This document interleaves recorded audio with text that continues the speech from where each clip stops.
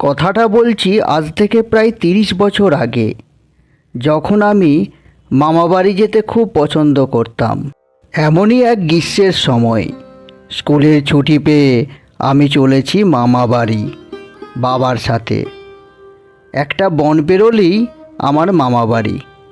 বেশি দূর নয়, মাত্র 3 কিলোমিটার। এই 3 কিলোমিটার রাস্তা আমি বাবার সঙ্গে হেঁটেই যেতাম।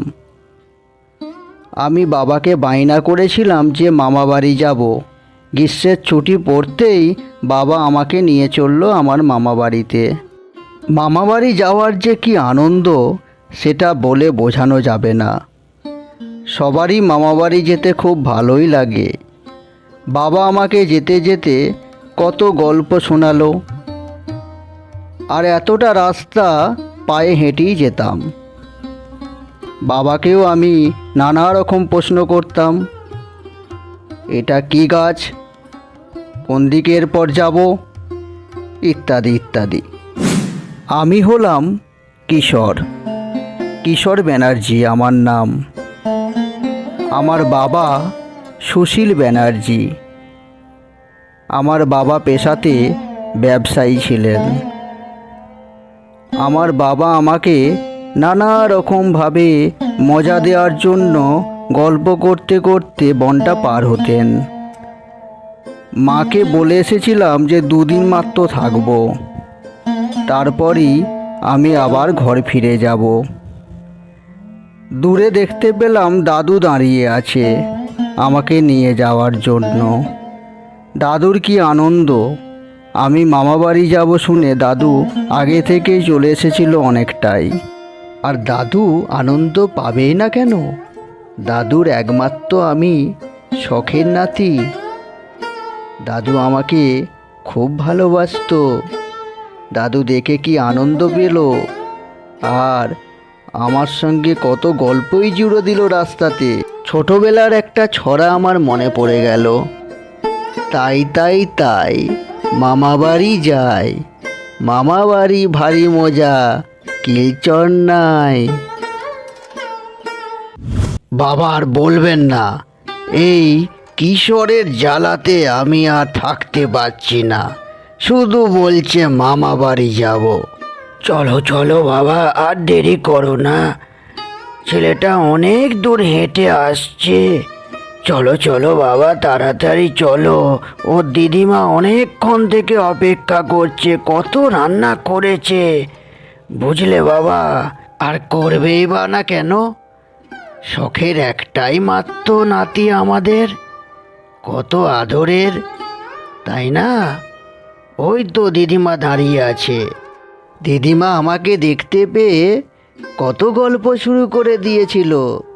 দাদু ভাই করে কত ডাকাডাকি, আর আমার বাবাকে অনেক করে থাকার জন্য অনুরোধ করলো। কিন্তু বাবার তো ব্যবসার কাজ, বাবা তো থাকতে পারবে না।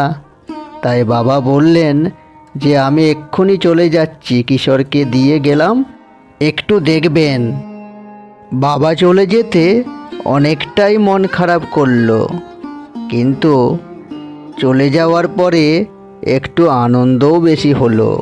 কারণ আমি জানি বাবা থাকলে আমাকে কোথাও বেশি দূর যেতে দেবে না। আর বাবা চলে গিয়ে যাওয়ার পরেই আমি দাদুর সাথে অনেক দূর দূরে বেড়াতে যাব। এখানে শুনেছি কত ফলের গাছ আছে, আপেলের বাগান আছে দাদুর, ওখানে আমি যাব বেড়াতে। তাই দাদুও আমাকে বলল, ঠিক আছে চল চল, আমরা ঘুরে আসি, তোকে অনেক কিছু দেখানোর আছে। এই বলে দাদু আমাকে নিয়ে ওই ফলের বাগানে ফল দেখাতে নিয়ে গেল। আমিও পিছন পিছন দৌড়ে ছুটতে দাদুর কাছে চলে গেলাম। ফলের বাগান দেখতে আমার খুব ভালো লাগতো ছোটোবেলা থেকেই। তাই আর দেরি না করে দাদুর সঙ্গে চলে গেলাম ফলের বাগান দেখতে। আমি ওখান থেকে আসতে চাইছিলামই না, দাদু আমাকে জোর করে ঘরে নিয়ে এলো। আমি খুব বায়না করলাম দাদুকে যে আবার যাব। দাদু বলল, ঠিক আছে পরে যাবি, কিন্তু আমার তো আর মন মানে না। আমি তো সেই ফলের বাগানটা দেখে এত ভালো লেগে গেছিল যে মনে হচ্ছিল যেন আবার আমি একাই ছুটতে চলে যাই। দাদু শুধু ঘুমানোর অপেক্ষায়, আর দাদু ঘুমোলেই আমি চলে যাব ওই ফলের বাগানেতে ফল দেখতে। ফল পেড়ে নিয়ে আসবো দাদুর জন্য, দিদিমার জন্য। দাদু কত আনন্দ পাবে এইসব ভেবে আমি জেগেই রইলাম। তখন দুপুরবেলা, আমি শুয়ে আছি, দাদুও শুয়ে আছে। দাদু গল্প করতে করতে কখন যে ঘুমিয়ে গেছে আমি নিজেই জানি না। তারপরে দেখলাম যখন দাদু ঘুমিয়ে গেছে, আমি আর দেরি করলাম না। আমি আস্তে আস্তে পা টিপে টিপে ঘর থেকে বেরিয়ে গেলাম। আমি তারপর ঘর থেকে যখন বেরিয়ে গেলাম, দাদু জানতেই পারলো না। দাদু উঠে বসে দেখে আমি ঘরেতে নেই। দিদিমাকে ডাকতে শুরু করে দিল, কিশোর কোথায় রে? কিশোর কোথায়? এ কোথায় গেল দেখো তো, কিশোর কোথায় যেন বেরিয়ে গেল এই ভর দুপুরে।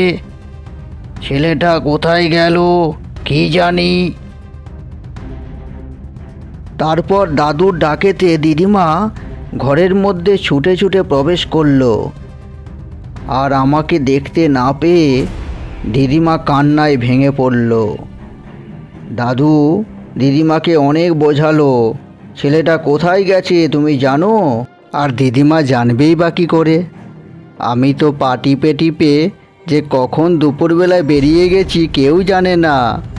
তারপর আমি গেলাম ওই সেই বিশাল ফলের বাগানে, দাদু যেখানে আমাকে সকালবেলায় নিয়ে গিয়েছিল। আমি সেখানে গিয়ে বসে ফলগুলোকে জড়ো করলাম একসঙ্গে। আর সেই সময় ঘটে গেল এক ভয়াবহ ঘটনা। আমার কাছে একটা কালো আর একটা লাল কুকুর এসে কোথা থেকে যে হাজির হয়ে গেল আমি নিজেই জানি না। তারপর ওই কুকুর দুটো দেখে আমার দিকে তাকিয়ে গর্জন করতে শুরু করলো, ভুক ভুক করে রাখতে শুরু করলো। আর আমি ভয় পেয়ে গেলাম। আমার দিকে তারা সরে আসতে শুরু করলো। আমি বাধা দেওয়ার চেষ্টা করলাম কিন্তু পারলাম না।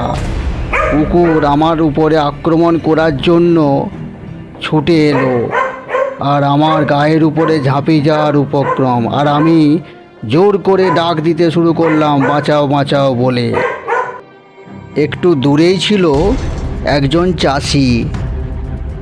সে আমার আর্তনাদ শুনতে পেয়ে বলল, এই এটা তো একটা বাচ্চার গলা।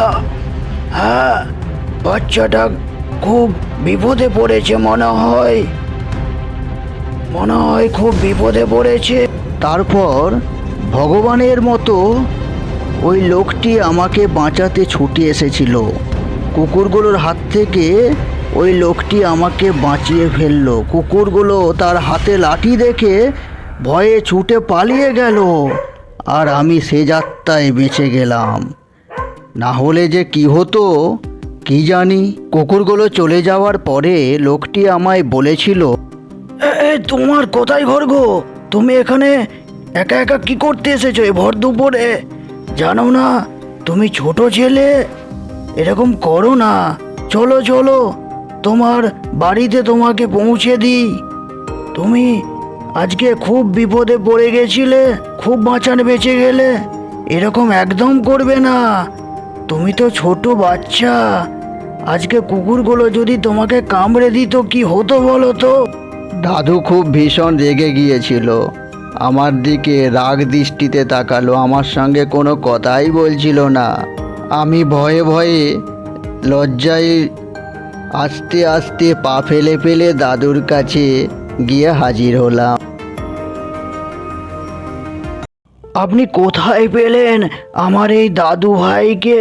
আমি তো চারদিক খুঁজে খুঁজে পাগল হয়ে গেলাম, কোথাও খুঁজে পেলাম না। কি ব্যাপার, কোথায় গিয়েছিল ও? আমাকে না জানিয়ে ভর দুপুরে কোথায় ছুটে চলে গেছিল? আমি জানতেই পারিনি। ওর বাবার কাছে কি উত্তর দিতাম আমি? না না, ও ফল বাগানে ফল পাড়তে গেছিল। ওখানে দুটো কুকুর ওকে তাড়া করেছিল, আর আমি না থাকলে ওকে মেরেই ফেলতো। দেখুন, এইটুকু ছোট্ট বাচ্চাকে একটু চোখে চোখে রাখবেন, না হলে আজকে কি বিপদ ঘটে যেত বলুন তো। দাদা, আপনাকে কি বলে যে ধন্যবাদ জানাবো। আমার দাদুভাইকে আমার কাছে ফিরিয়ে দিয়েছেন। ভগবান আপনার মঙ্গল করুক। বন্ধুরা, আজকের গল্পটা কেমন লাগলো?